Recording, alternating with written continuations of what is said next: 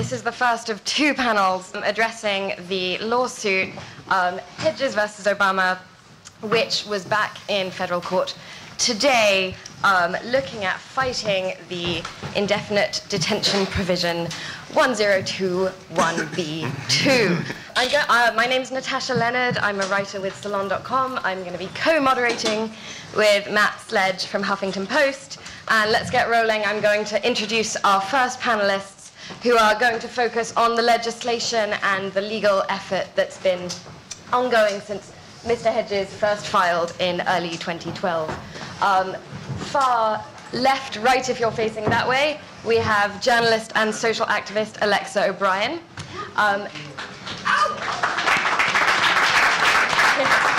We're going to have to be faster than that, folks, sorry. Then we have Mr. Carl Mayer, and next to him, Mr. Bruce Afron, who are the two attorneys leading the plaintiffs in their battle to defeat the indefinite detention provision. We have famed decision theorist, probably better known to you as Pentagon Papers whistleblower, Mr. Daniel Ellsberg.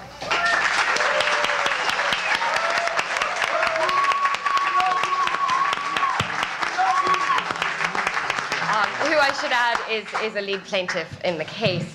Then we have Mr. Chris Hedges, famed Pulitzer Prize winner and the namesake of the case. Then we have Ms. Tangerine Bolan, who is the co-founder and executive director of Revolution Truth, who work on transparency and whistleblower protection, and also has done so much work bringing plaintiffs together, herself among them, to add real clout to Mr. Hedges' initial filing.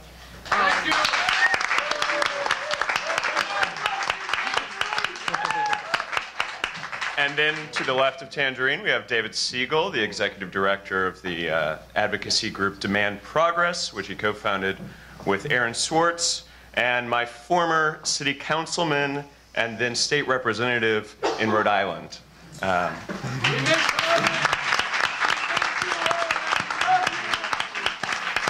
So we're going to let Tangerine lead off, then direct some questions to our panelists, and then hopefully we will open it all up, if we have time, to you, the audience. So share cheers, boos, whistles, and questions for that period, if you can. And Tangerine. Thank you very much to both of you. Thank you, everyone, for being here this evening. This is very exciting.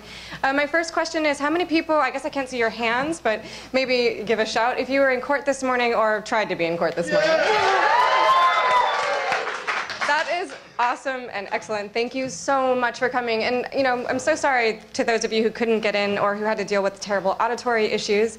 Obviously, things that were not foreseeable for us, and we did our best. And your presence mattered there. That was a key part of the strategy of this case. So thank you for coming this morning. So first of all, a big thank you to our team, to our lawyers, to Dan Ellsberg and Noam Chomsky, who can't be here today, Chris Hedges, of course, Demand Progress, and co-sponsors BORDC, my organization Revolution Truth, the Culture Project, and the NYCLU. So thank you to all of our sponsors.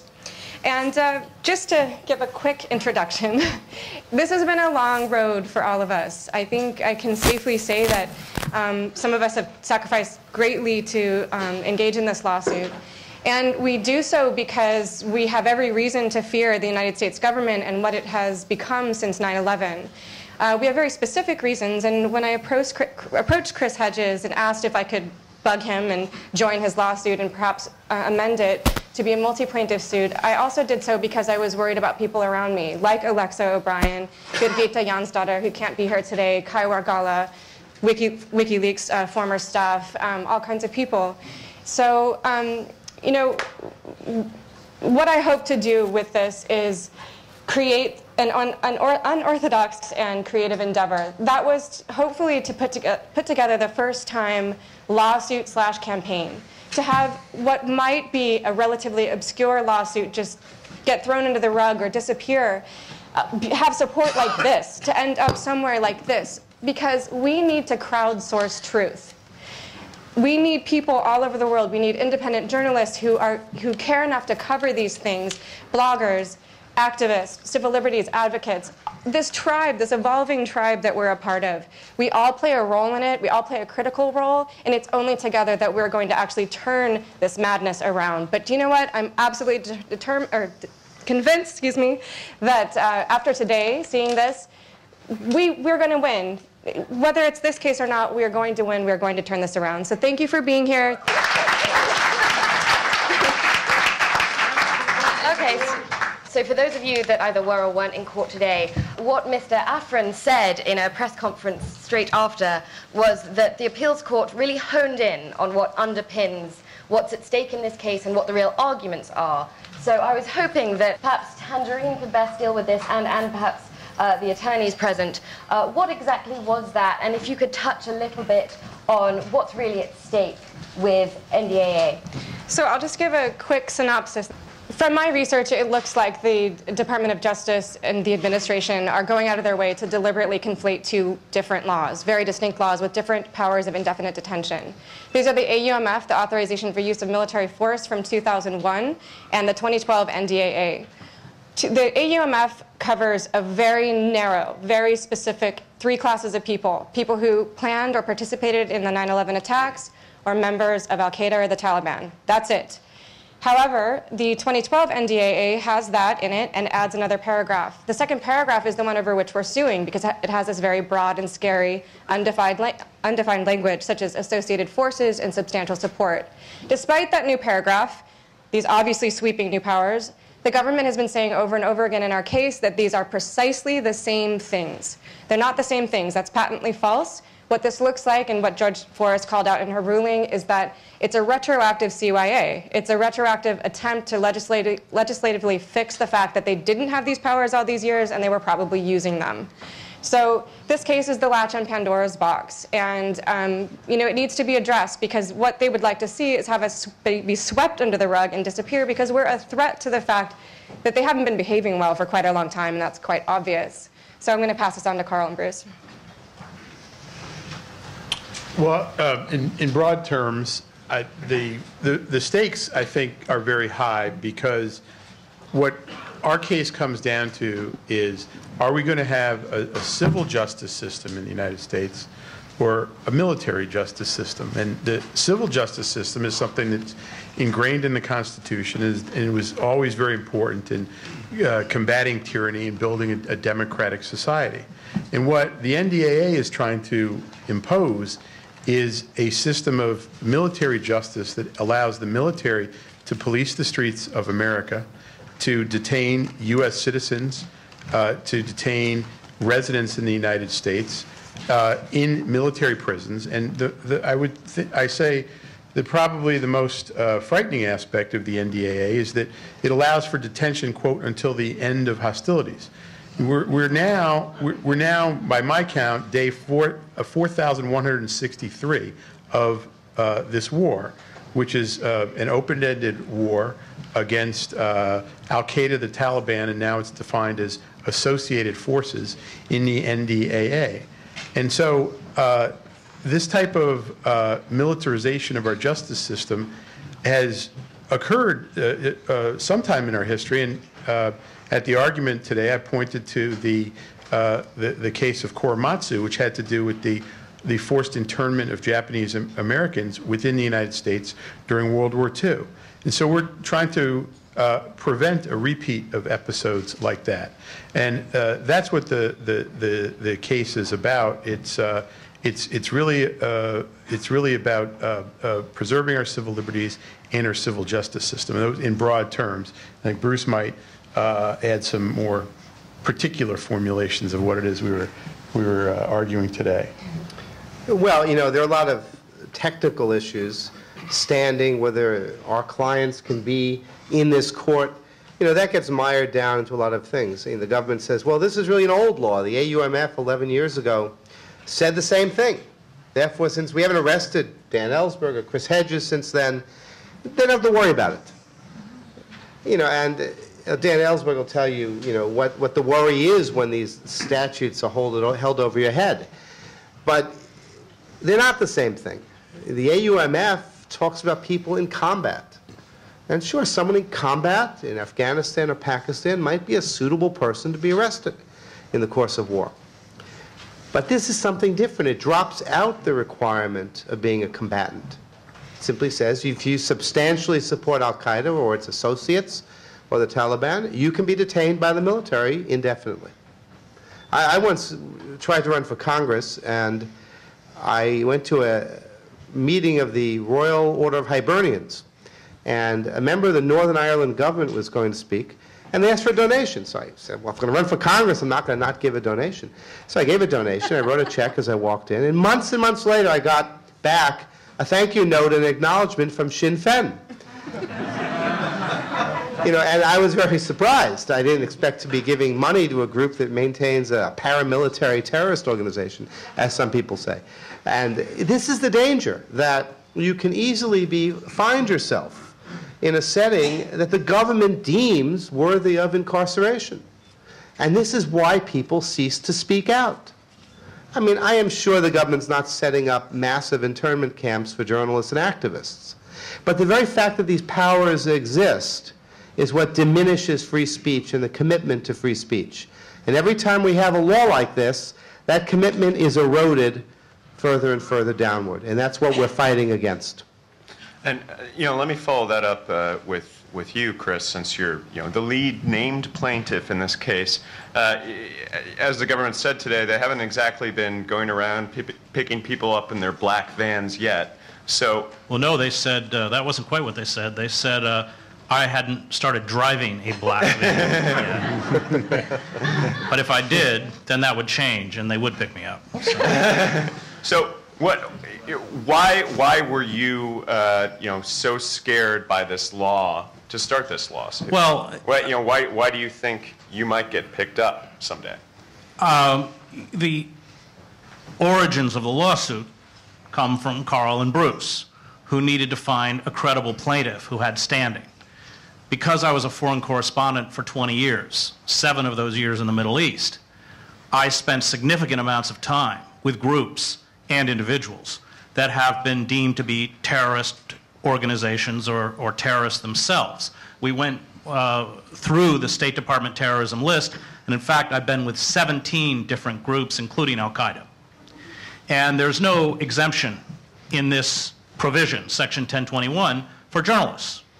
I covered the conflicts in Central America in the early 1980s. I was there for 5 years in El Salvador and Nicaragua, and traveled frequently with the FMLN rebels as well as the Sandinistas.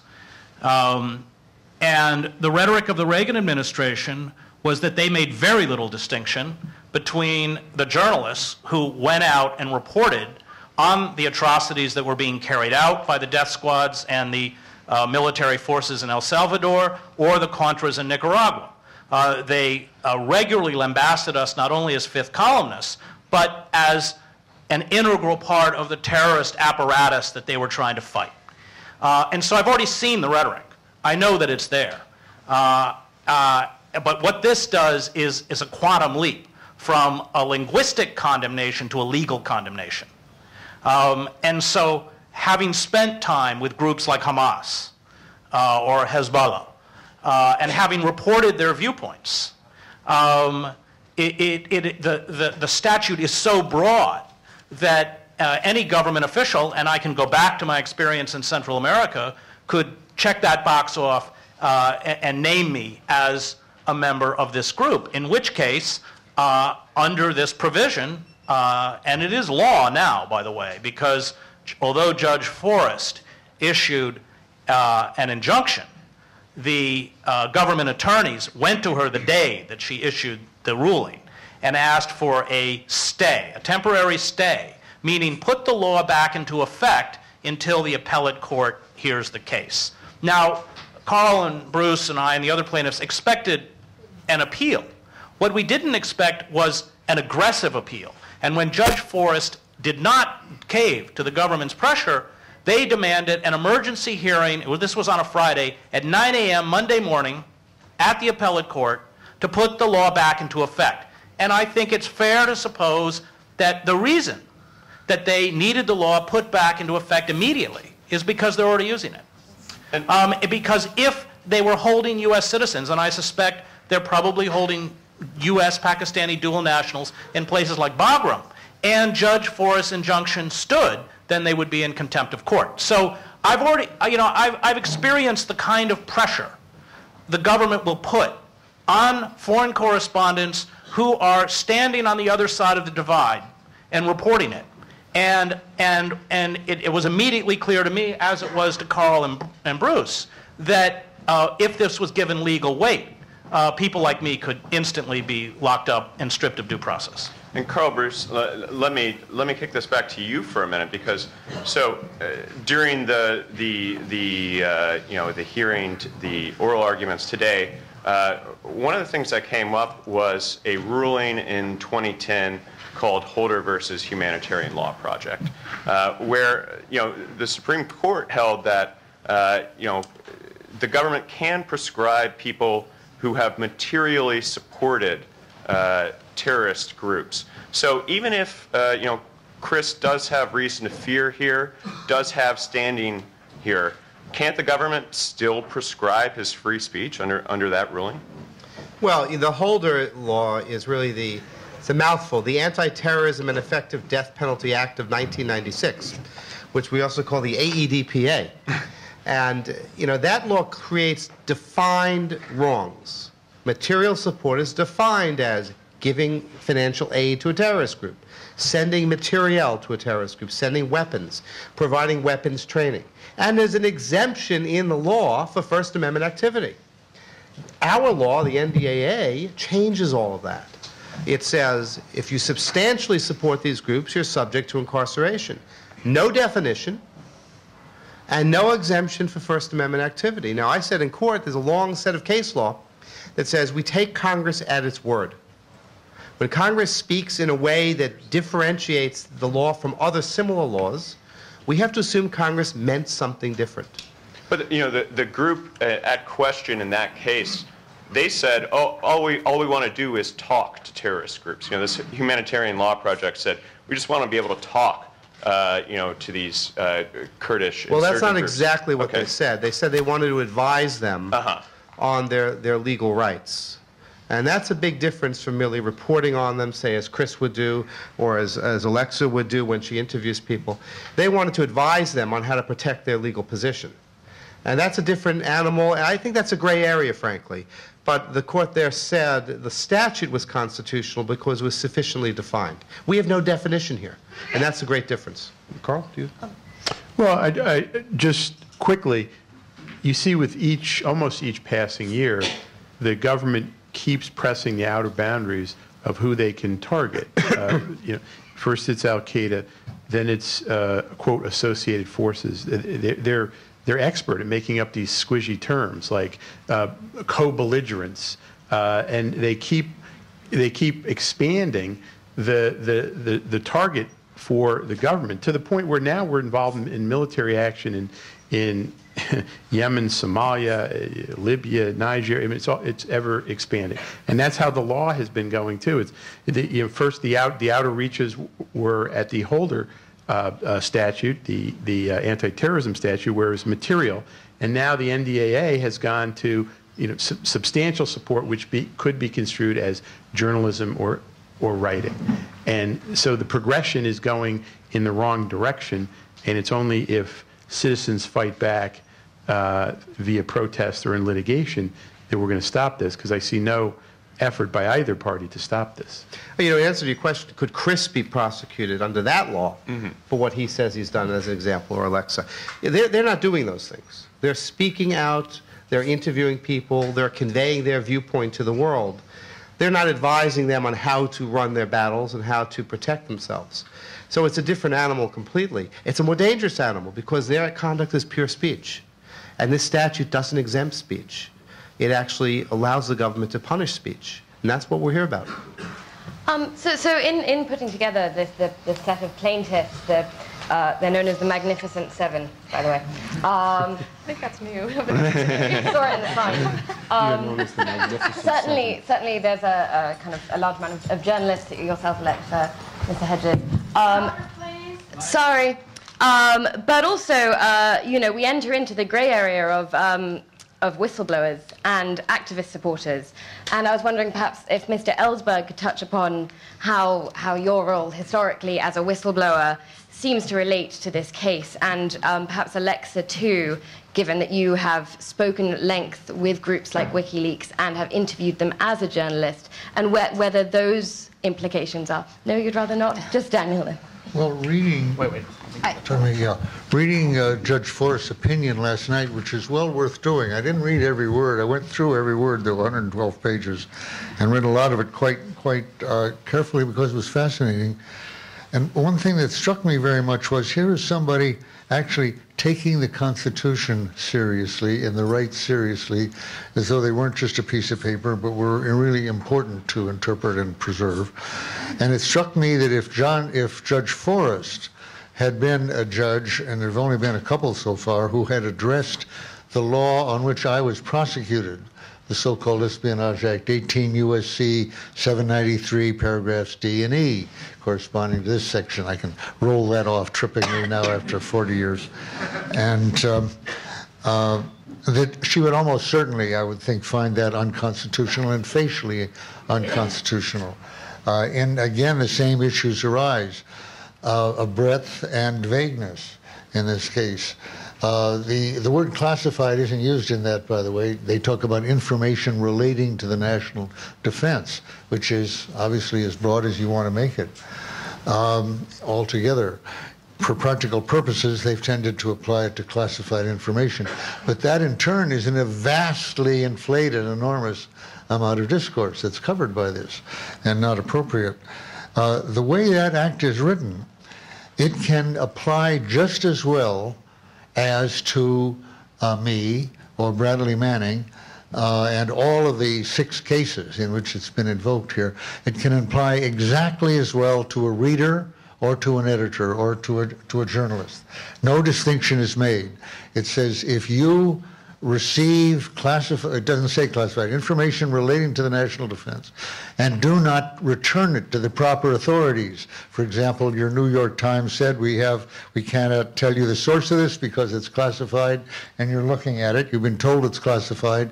If you don't return that paper to the proper authorities, who would be, exactly who in this case, and if you hand it to your spouse, you are, that's the second, you're not only possessing it, you are delivering it to someone not authorized to receive it any more than you were. Well, words like that mean that literally, as far as the words are concerned, everybody here who reads a classified document in the New York Times, and certainly the journalists, could be prosecuted under that. And obviously a breadth aspect there and in vagueness that's enormous. Well, that's never gone to the Supreme Court. The Supreme Court has never ruled on that. That law should be found unconstitutional. I'm saying the provision under which Bohan has now brought actually 7 indictments, usually say 6, but there was a quiet one just a couple months ago. And of course they're working on Assange. If any of those could lead to convictions and are sent to the Supreme Court, and in the past, 3 people out of these 7 or so have pled guilty, whether they should have or not. Very questionable, but to get out of the case, they pled guilty. There's been no, except for Franklin Morrison, Samuel Loring Morrison. He was judged by a jury. He's the only one who's been judged. That case did not go to the Supreme Court. The effect of it was denied. The effect was the Supreme Court has never ruled on whether it is in fact criminal to release to an unauthorized person, that is a cleared person that doesn't have a clearance at the moment, among other things, any information they've protected, any classified information, anybody you're holding in your hands. Now, they can say, we haven't applied it to you. Don't worry about it. Trust us. Isn't that exactly the same thing that's arising in this case? They're saying we're choir boys. We don't want to affect journalists. Yet then they'll say independent journalists have nothing to fear. But who judges who's independent? Yeah. And that's the great problem. There's no such thing as independent speech. So if in the case of 18 U.S.C., if they turn it on Assange, there's a case where he could, a lot of journalists, maybe even Bill Keller, will say, well, he's not really a journalist. We don't have to worry yet. We can't be in solidarity. We don't trust this guy. He's not a real journalist. That's why he offers them a very good target, a gray area. If Assange were indicted and convicted, he's doing exactly the same function as the New York Times or the Post. There's no real distinction, except that the Post and the Times may not notice it. And in which case, they'd be going after others as well. Same here. When they asked me, for instance, the lawyers asked me, is your speech, public speech, going to be chilled by this act since you're supporting WikiLeaks? Now, WikiLeaks and Manning specifically, has been charged with aiding the enemy. That sounds very much like a group associated, so he's associated with an enemy group, isn't it, to say that? Well, their general view is, well, if the world learns of some of our embarrassing dilemmas, like shooting innocent people in different countries, that's aiding the enemy because the enemy, is more emboldened to keep fighting. Well, that's a very disconnected concept. But once you take that standard, nothing is sacred. Every journalist in the country. Okay, so I'm aiding an enemy. I'm aiding WikiLeaks. Then they come after me, and I say, well, is it going to stop me from talking in favor of Manning? My first thought was no. The lawyer then said, well, sorry then, you don't have standing because if you're not hurt by this, if you're not affected by it, you don't have standing. Yeah, What's that? Sorry, go ahead. My second thought was, wait a minute though, I don't mind saying what I say in public. Everybody knows what I've said. They can judge it for themselves. I might be found guilty, but at least the public would know what I'd said and what I hadn't said, and they could make their own judgment. Since NSA and FBI are listening and recording to every word I say on the phone and in text and in email, they all have that. I don't like the thought that they can put me in military custody without the public even knowing what the context was that I said. Maybe they wouldn't even have to tell me. I don't know, you can tell me. They said, we've heard you say this, that to us is support. They might or might not tell me. It's classified. Come out and get me for talking to these people without it being public what it is I've actually said or what are the context. So it seems to me there are people right in this room that I would phone a lot, literally, that I would phone a lot more than I am if I could be sure, A, that they're not listening to me, which is impossible, and second, that they're not going to use it against me to put me in military detention. That I'm not anxious to do. And I'm curious to hear from the other named plaintiffs. Alexa, have you not had conversations with people? Have you curbed your speech in public forums? I mean, you're on this stage right now. Has the NDAA prevented you from speaking out in any way? Well, this is actually spelled out in my affidavit and in my testimony. I'm not a coward, but I am a normal nobody, and I say that, quite comfortably. I don't have the capacity of a large bank account and a team of lawyers to protect me from the U.S. government prosecution, so I've held back 2 articles related to the war on terror because of the NDAA. We're a team of lawyers. What do you mean? Yeah, but... You guys need representation all the time. And sort of adding to that, how perhaps, and maybe this is one for Tangerine or really any of the people on stage, it's been commented that the focus of this case, and for relevant reasons already explained, has largely been journalists and protected speech in that space.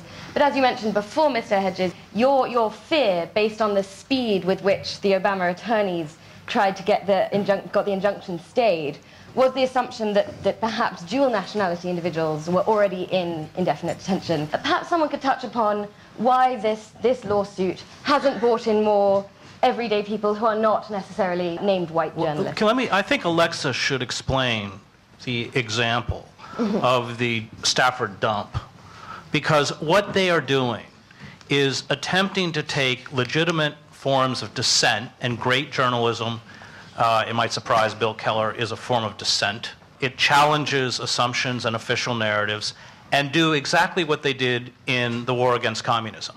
Link, as they turned I.F. Stone into a pariah. They tar you with terror. And this is precisely, it came up and was extremely important in the case, I'll let Alexa spell it out, where we saw this link already happening, but she will explain it. I had been covering the revolutions across the Middle East and North Africa In particular, Bahrain. I mean, I had a very, very popular live blog on Bahrain because I think it was popular not because it was like a masterwork blog, but because nobody was covering what was going on in Bahrain. I had been covering the WikiLeaks release of Guantanamo cables. The reason why I shook my head is I haven't interviewed WikiLeaks. I just wanted to clarify that. Yes, I've studied the U.S. investigation. I just want to make sure that's clear. I had been covering the releases, and I have, conducted hundreds of hours of interviews with detainees, former detainees, or prison guards. Some of it's published, some of it isn't. When I started U.S. Day of Rage at 3 o'clock in the morning in March, I had no idea it was going to take off. And it took off. And so then it was like basically getting in the car, and the car starts speeding. What ended up happening was, because of my work as a journalist covering the war on terror, private security contractors started to try to link this group. And we went viral in Egypt, and we went viral in Bahrain, because people knew me as a journalist. They didn't necessarily know that I was behind US Day of Rage, but I mean, I would tweet it from my personal feed. And people went crazy in solidarity. I mean, we had people in Egypt creating crowdsourcing maps to help US Day of Rage and other groups and Occupy Wall Street for September 17th. There's a direct correlation. I mean, what ended up happening, I mean, you can sort of see the evolution of security contractors. I was contacted by a federal agent who I've known, who knows my character and knows that I'm not a terrorist, and said that he had seen documents relating to US Day of Rage. In a business meeting at work, my supervisor on this project, who was a former interrogator, said, I have people asking about you in the government by name. DHS documents coming out saying that, this organization is linked to cyber terrorists. So there was a, WikiLeaks release of the Stratford cables. You can see a private security contractor emailing Fred Burton, who was the counterterrorism expert, so quote unquote, asking specifically to link this group to Al-Qaeda. So that's the kind of fabric that I'm operating in. And, we talk about the sort of legal parameters of, this particular litigation or executive power. Executive power is extrajudicial, period. That's its nature. That's why our founders needed the check of Congress and the judicial branch. And what's happening is I feel like the public is in this kind of shock and awe. Like, oh my God, what do you mean the extrajudicial, application of power? Like, enlightened statesmen will not always be at the helm. I mean, that's the nature of the beast that we need, because we do have to protect ourselves from, theoretically, from like wars and such. And it's very hard to fight a war by bureaucracy. You need an executive. And at the same time, to check that power. I think there's an assumption with a lot of these civil liberties assumed infringements or alleged infringements that it's not really the white journalists who are going to get hit first. So I was wondering if you could address that. It's a really legitimate question, and it's a two-part answer for me. There's process and strategy.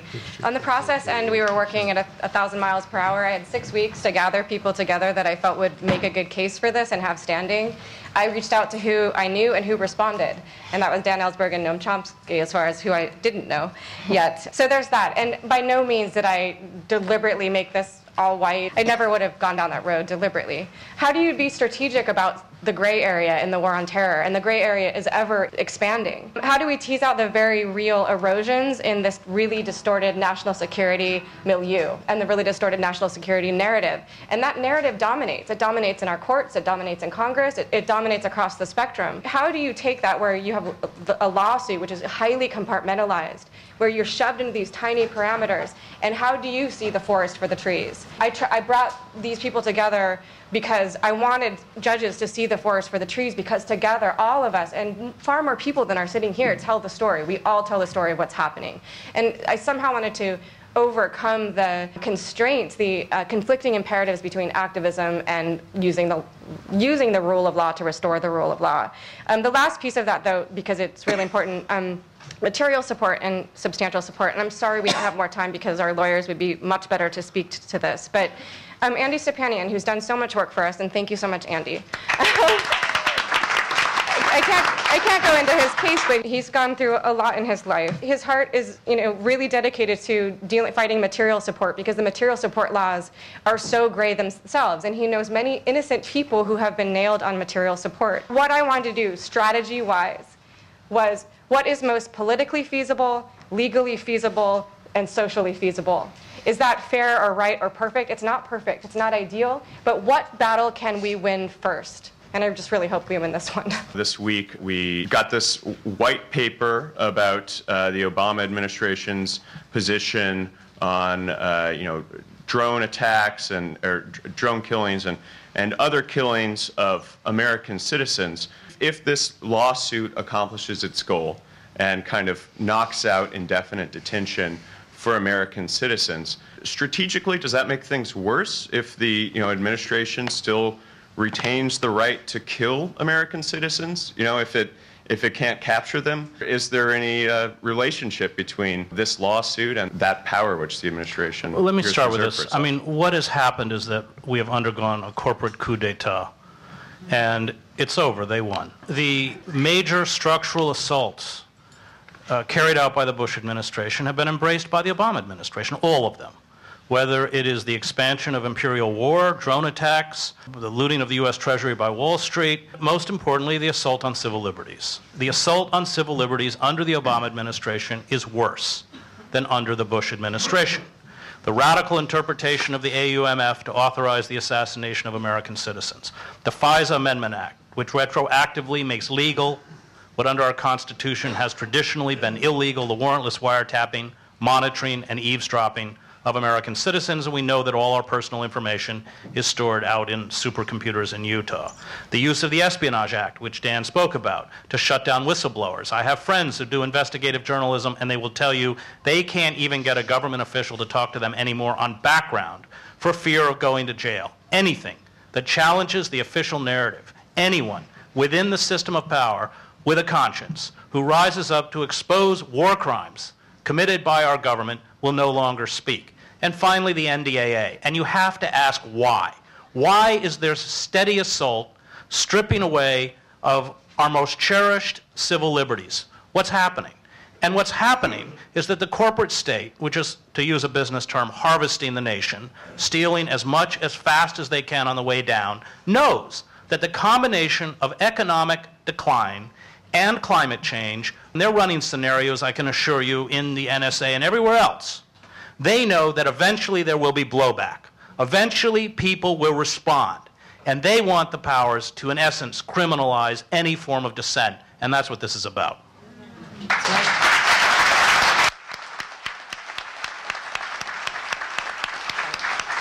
Well, yeah, sorry. And Sorry, yeah, David. I disagree with absolutely none of that, and there's extraordinary reason to be distraught in general about the state of the state of our country in many respects. But for some reason, in a way that's somewhat counterintuitive to cynics like myself, I've got that strange mix of idealism and cynicism.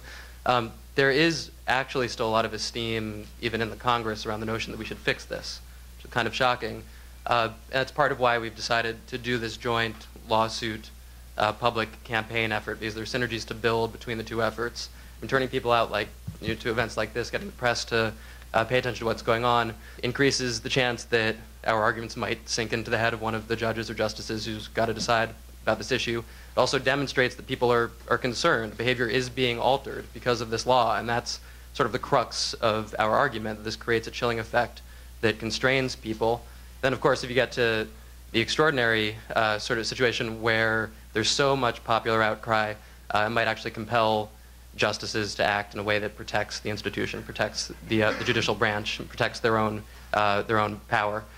Then on the legislative side, of course, this popular outcry is extraordinarily important, even if we don't live in a country where the small d democratic effect is as predominant as it ought be, and as perhaps it was. There's legislation that came surprisingly close to passing on the House side a little bit less than a year ago, a 240 to 180 vote, or thereabouts, such that, and this won't surprise many people in this audience, that if the Democrats had all actually stood together and voted the right way on it, we would have won. It was a coalition of conscientious Democrats and a few dozen libertarian-leaning Republicans. Also, a similar attempt, a more complicated one on the Senate side, just a couple of months ago. So the judicial track is incredibly important, but please also don't give up on the legislative track.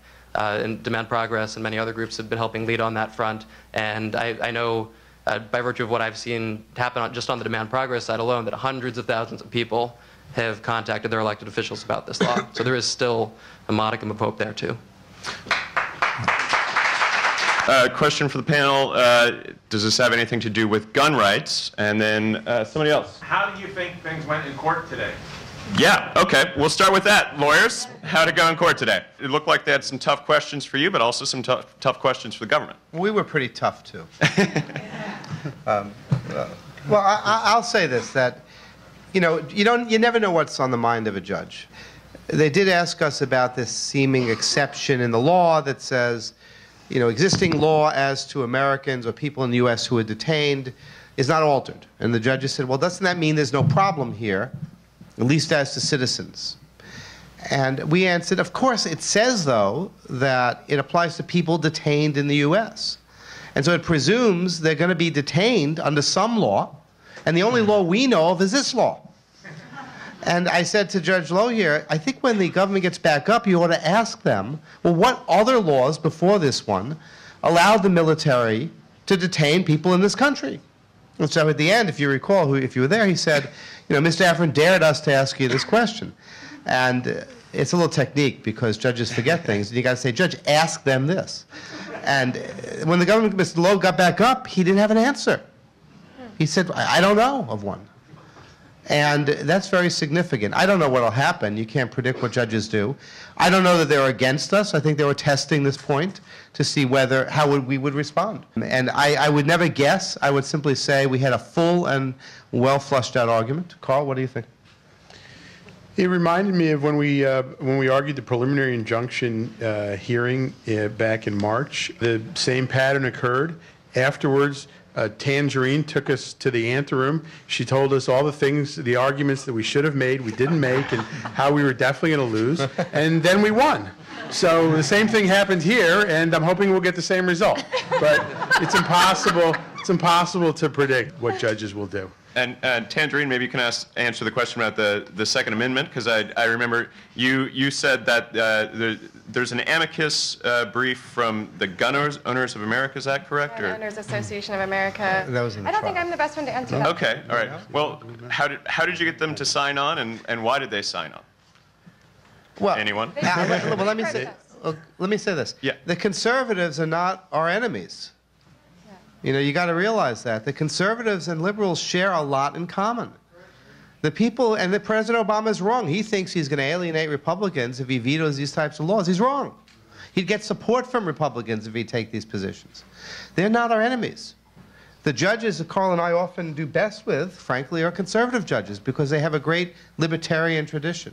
I don't know how the gun owners directly would view this case, or us, if we say the Second Amendment should be changed.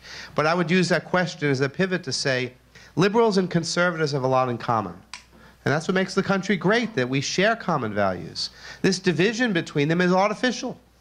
The conservatives believe in civil liberties. They believe in free speech. The greatest supporter of free speech in the United States right now, who would you say it is? Scalia. Scalia. Give whoever that is a prize, because I can't see you. It's Justice Scalia. And if you're looking to protect free speech, you don't want to go with the liberals. You need Scalia first. We don't live in a police state now.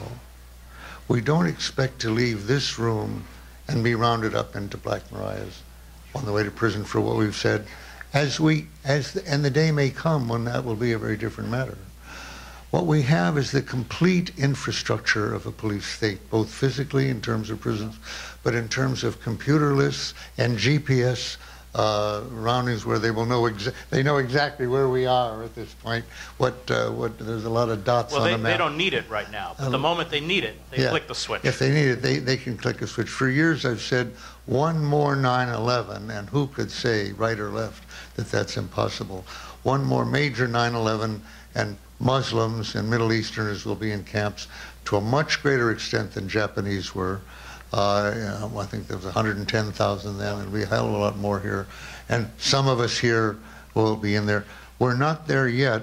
There has been very little opposition, if any, in Congress to this, or the president. Both parties have done it. As he said, it's been bipartisan. It hasn't been totally switched yet. Somebody said here that politicians are all mixed bags, and you can ally on certain points. It was McCain just recently, who with Feinstein, another hero of mine, Feinstein and Levin, who complained about the vicious government propaganda in Zero Dark 30, which I think will have an extremely bad effect on the normalization of torture in this country. Just as Obama has decriminalized torture, decriminalized financial speculation, and now essentially the surveillance and the detention. But the difference is that whereas that has gone on bit by bit, I used to think if there's another 9/11, NSA will be turned on us, you know, like a pinball machine.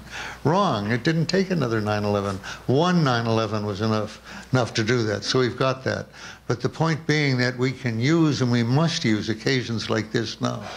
The big question is what to do about it. People in this room essentially agree with Chris, agree with me, agree with him, but what to do? And we need creative thinking about it. I think any answer that just says more of the past, bigger demonstrations, more letters, can't be right. It's got to be imagination here. We've got to use the kind of elements that they're using, the cybernet, and other capabilities like that. But what to do to regain a state that is not on the verge, that is not proto or quasi-fascism, is of extreme importance now. I just want to say really quickly, very quickly, last comment, that we focus on the executive constantly. We need to reform the branch that belongs to the people, which is the Congress. It's our legislative branch. Government's independence derives from its dependence on the people alone. The congressional branch needs to be strengthened. It will strengthen it will strengthen its check against the executive, and it will also strengthen the judicial branch. We need to reform our political parties, start new political parties, and do that kind of populist movement, because there will be no reform. The executive isn't going to reform itself for us. Let's give a round of applause to everybody.